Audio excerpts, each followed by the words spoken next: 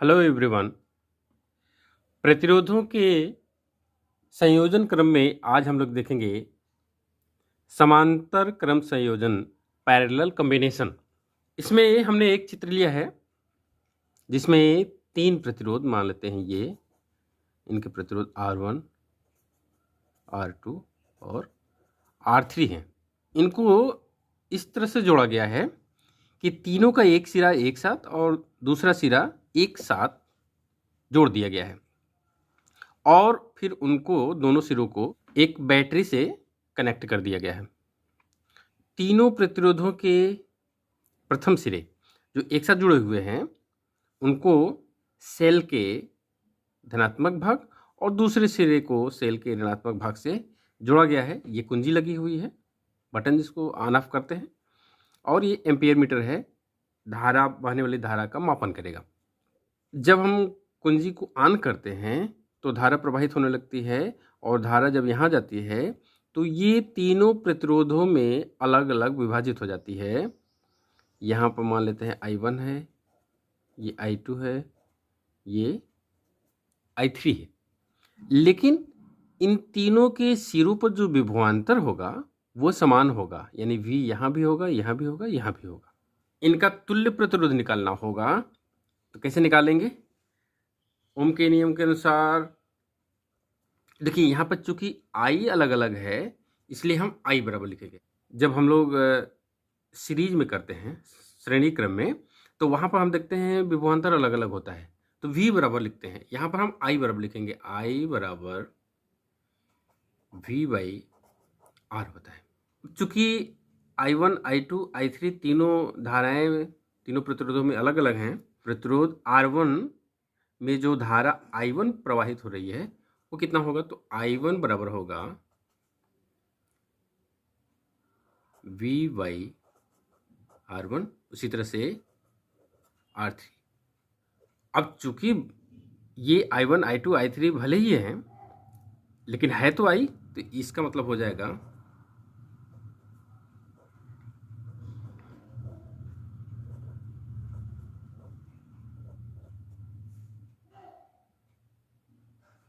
I बराबर I1 plus I2 plus I3 हो जाएगा। तीनों धाराओं का योगफल प्रवाहित होने वाली धारा के बराबर हो जाएगी। तो मान रख देते हैं I बराबर V बाई R बराबर, यहाँ पर I1, I2, I3 का मान रख दें V by R1 plus V by R2 plus V by R3।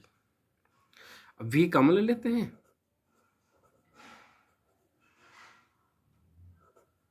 बचेगा क्या? 1 बाई R1 प्लस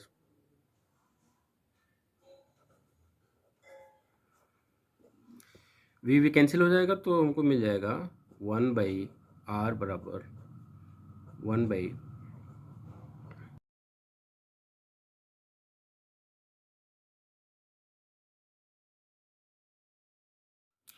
तो ये हो जाएगा 1 बाई R बराबर 1 by R1 plus 1 by R2 plus 1 by R3।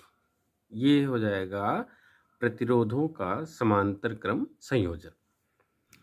अच्छा, एक इम्पॉर्टेंट बात और, कि जब समांतर क्रम संयोजन में तुल्य प्रतिरोध निकालते हैं तो R1, R2, R3 का मान रख करके पूरा हल तो कर दिया जाता है, लेकिन R का मान निकालने के लिए इसका रेसिप्रोकल यानी कि इसका व्युत्क्रम करना पड़ेगा, उल्टा करना पड़ेगा, तभी मान निकलता है।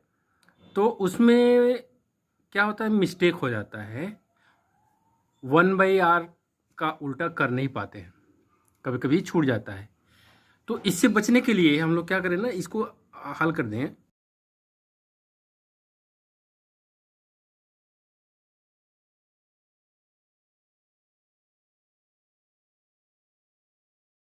ये R1, R2, R3 एलसीएम ले लें तो ऊपर हमको मिल जाएगा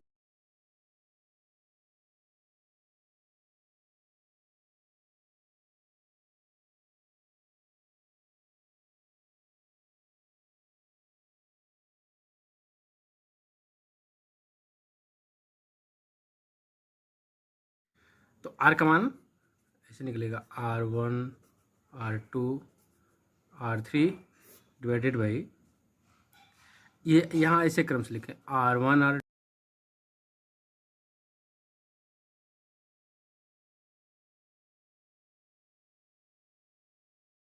ऐसे कर देंगे तो वो मिस्टेक नहीं हो पाएगा।